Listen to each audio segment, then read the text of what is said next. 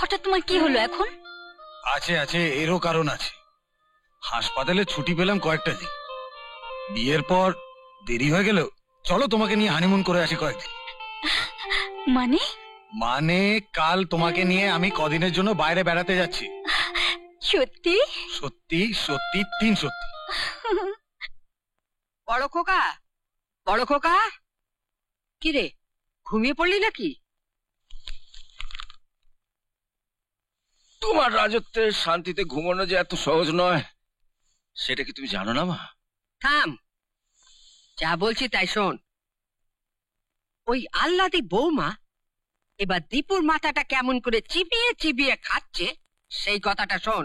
সে কি, ও এসেই তোমাকে নকল করা শুরু করে দিয়েছে? আরে তাহলে 2-4 দিনের মধ্যেই তো মাথা চেবানোর ব্যাপারে ও তোমাকে ছাড়িয়ে যাবে। আহ, বড় খোকা, সব সময় তোর ওই ব্যাকা ব্যাকা কথা। আগে কি বলছি তাই শোন। একটু আগে দীপু আমাকে জানিয়ে গেল কাল থেকে হাসপাতালে ছুটি নিয়ে ও নাকি বউকে নিয়ে হানিমুনে যাচ্ছে। ও, এই সব ওই শয়তানিটার বুদ্ধি।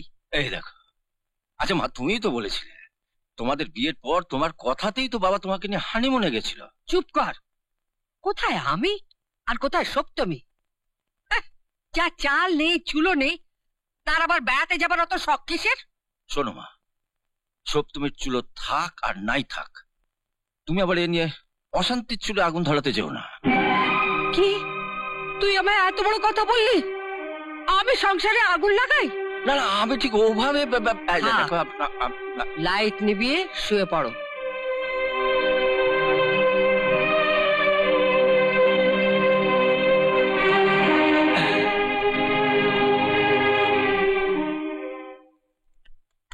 মা, মা, আরে দীপা, আয় আয় আয়।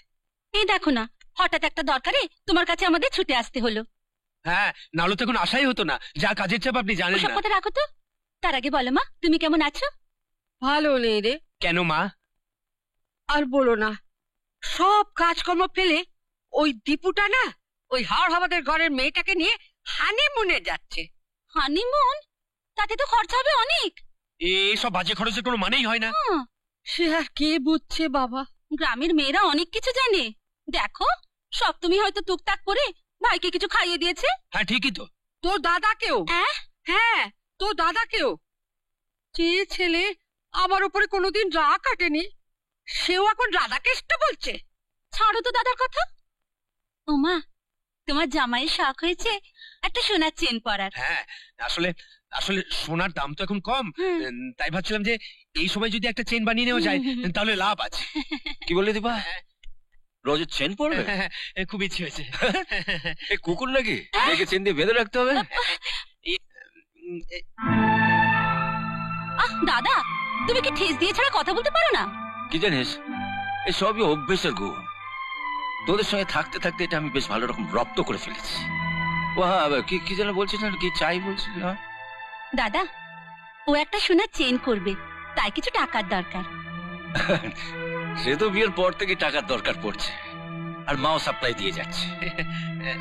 না মানে মানে কি বলতে চাইছেন কি আপনি? বলছি তোমার এই নামটা রজত না হয়ে রজক হলেই ভালো হতো। রজ? তার মানে? রজকের কাজ হলো কাপড় জামা থেকে ময়লা নিংড়ে বার করা। হ্যাঁ, আর তুমি শ্বশুর বাড়ি থেকে যা পাচ্ছ নিংড়ে বার করে নিচ্ছ। সোনার চেন পড়বে।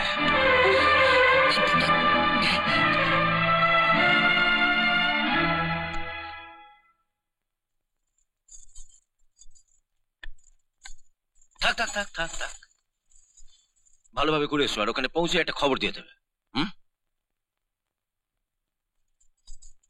থাক থাক, আর ভালো মানুষই দেখাতে হবে না। আহ মা, তো নিজেরা তলে তলে বেড়াতে যাবো সবকিছু ঠিক করে ফেললো। আর আমি কবে থেকে দীপুকে বলছি আমাদের একটু হরিদ্বার ঘুরিয়ে আনতে। আহ দীপা, থাক না, হরিদ্বার জায়গাটা এখনো পবিত্র আছে, ওইদিকে নাই বা তাকাই। হরি, সুটকেসগুলো গাড়িতে তুলে দে, তাড়াতাড়ি কর। আসি মা, আসি। থাক থাক থাক, সাবধানে যাবে, সাবধানে যাবে। চলো সপ্তমী, অনেক দেরি হয়ে গেছে। আসি রে দীপা, ভালো থাকিস। এমন আরো অনেক ভিডিও দেখতে এই চ্যানেলটি সাবস্ক্রাইব করে নিন এবং পাশের বেল আইকনটি প্রেস করে দিন।